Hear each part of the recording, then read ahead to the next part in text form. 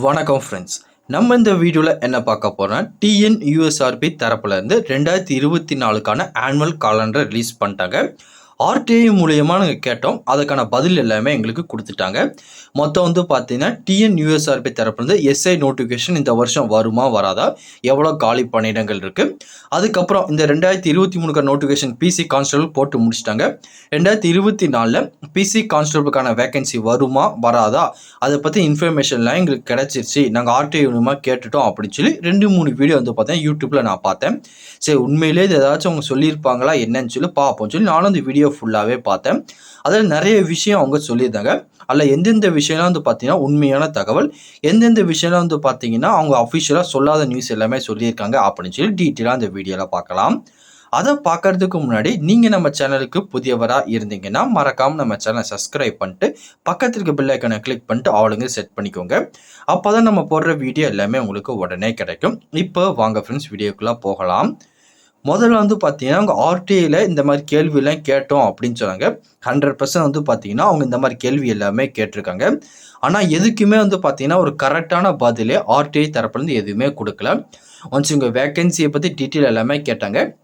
எல்லாமே டிஎன்யூஎஸ்ஆர்பி போர்டில் தான் அனௌன்ஸ் பண்ணுவாங்க. ஒன்ஸ் அவங்க நோட்டிஃபிகேஷன் ரிலீஸ் பண்ணும்போது அந்த டீட்டெயிலை நீங்கள் செக் பண்ணி பார்த்துக்கோங்க அப்படின்னு சொல்லி கொடுத்துட்டாங்க. அதான் உண்மை. ஏன் அப்படி சொல்லுன்னா, டிஎன்யூஎஸ்ஆர்பி தரப்புலேருந்து இன்னொரு ஆனுவல் கேலண்டரை அவங்க ரிலீஸ் பண்ணவே இல்லை. அவங்க எப்போ நினைக்கிறாங்களோ அப்போ தான் நோட்டிஃபிகேஷன் ரிலீஸ் பண்ணுவாங்க. இந்த டிஎன்யூஎஸ்ஆர்பி மாதிரி பார்த்தீங்கன்னா அவங்க ஆஃபிஷியலாக ஒரு காலண்டர் மாதிரி ப்ரிப்பேர் பண்ணி இந்தந்த மந்த் இந்தந்த வேகன்சிலாம் கொடுப்போம்னு சொல்லி அவங்க இன்னும் அந்த மாதிரி எதுவுமே ரெடி பண்ணலை. இப்போ ஆர்ஆர்பி கூட பார்த்தீங்கன்னா இப்போ ரீசெண்டாக தான் அதுக்கான ஆனுவல் பிளான் எல்லாமே ரெடி பண்ணியிருக்காங்க. இன்னும் டிஎன்யூஎஸ்ஆர்பி அந்த மாதிரி எந்த ஒரு ப்ரிப்பரேஷனும் ரெடி பண்ணலை. இந்த வருஷம் பார்த்தீங்கன்னா எஸ்ஐ நோட்டிஃபிகேஷனும் கான்ஸ்டபிள் நோட்டிஃபிகேஷனும் வருமானு கேட்டிங்கன்னா கண்டிப்பாக வரதுக்கு சான்ஸ் இருக்குது. கன்ஃபார்மாக வரும் அப்படின்னு நம்ம சொல்லவே முடியாது. இந்த மாதம் வருமா அடுத்த மாதமாக வருமானு சொல்லி அதுவும் உறுதியாகவே சொல்ல முடியாது. ஒன்ஸ் பார்த்தீங்கன்னா இப்போ முடிஞ்ச இந்த கான்ஸ்டபிளுக்கான ட்ரைனிங் பார்த்தீங்கன்னா இந்த ஜூன் மாதத்துக்குள்ளே அந்த கேண்டிடேட் எல்லாமே செலக்ட் பண்ணி அவங்க ட்ரைனிங் பார்த்தீங்கன்னா அனுப்பிடுவாங்க.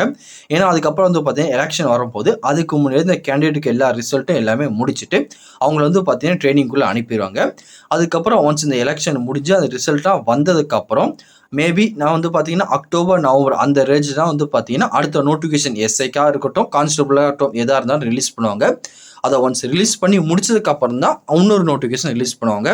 மேபி ஃபர்ஸ்ட் பார்த்தீங்கன்னா எஸ்ஐ நோட்டிஃபிகேஷன் வரதுக்கு அதிகமாக சான்சஸ் இருக்குது.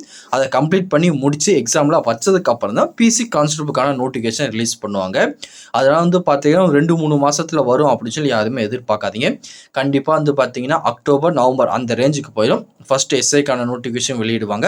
அதுக்கப்புறம் பிசி கான்ஸ்டபிளுக்கான நோட்டிஃபிகேஷன் வரதுக்கு சான்சஸ் இருக்குது. இந்த பிசி கான்ஸ்டபிளும் பார்த்தீங்கன்னா ஒரு 6000-லேருந்து 7000 வேகன்சி தான் வரும். நிறைய யூடியூப் சேனல் பார்த்தீங்கன்னா 10,000க்கு மேற்பட்ட வேகன்சி வரும்னு சொல்லிட்டு இருக்காங்க. 10,000 வேகன்சி வரதுக்குலாம் சான்ஸ் இல்லை. 6000-லேருந்து 7000க்குள்ள வேகன்சி மட்டும் தான் உங்களுக்கு வரும். மேபி இந்த வருஷம் பார்த்தீங்கன்னா 1 or 2 மார்க்கில் நீங்கள் கட் ஆஃப் மிஸ் பண்ணியிருக்கீங்க, இல்லை ஃபிசிக்கல் எக்ஸாமினேஷனில் ஏதாச்சும் ஒரு தவறு பண்ணி நீங்கள் விட்டுட்டீங்க அப்படின்னா மேபி கண்டினியூவாக படிங்க. இந்த இயர் லாஸ்ட்டுக்குள்ளே அடுத்த கான்ஸ்டபிளுக்கான நோட்டிஃபிகேஷன் வரதுக்கு சான்ஸ் இருக்குது. கன்ஃபார்மாக வருமா ப்ரோ அப்படின்னு கேட்டிங்கன்னா கன்ஃபார்மாலாம் சொல்ல முடியாது.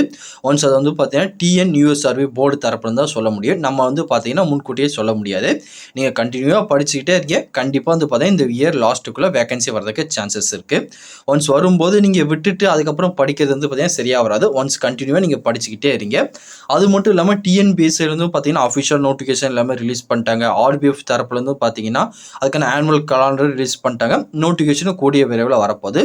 அதெல்லாம் கண்டினியூவாக பார்த்தீங்கன்னா நீங்கள் படிச்சுக்கிட்டே இருங்க. ஏதாச்சும் ஒரு டிபார்ட்மெண்ட்டில் நீங்கள் வேலை கிடைக்கிறதுக்கு உங்களுக்கு அதிக விதமான சான்ஸ் இருக்குது. ஒன்ஸ் இந்த இன்ஃபர்மேஷன் உங்களுக்கு பிடிச்சிருந்துச்சுன்னா மறக்காமல் இந்த வீடியோக்கு ஒரு லைக் பண்ணிடுங்க. மேலும் இந்த வீடியோ பற்றி உங்கள் கருத்தை மறக்காமல் கமெண்ட் செக்ஷனில் பதிவு பண்ணுங்கள். இந்த பதிவு கண்டிப்பாக உங்களுக்கு பயனுள்ளதாக இருக்கும்னு நினைக்கிறேன். தெரியாதவங்க ஃப்ரெண்ட்ஸ்க்கு இந்த வீடியோ ஷேர் பண்ணுங்கள், பிடிச்சிருந்தா லைக் பண்ணுங்கள். அடுத்த ஒரு வீடியோ சந்திக்கலாம். Thank you and bye friends.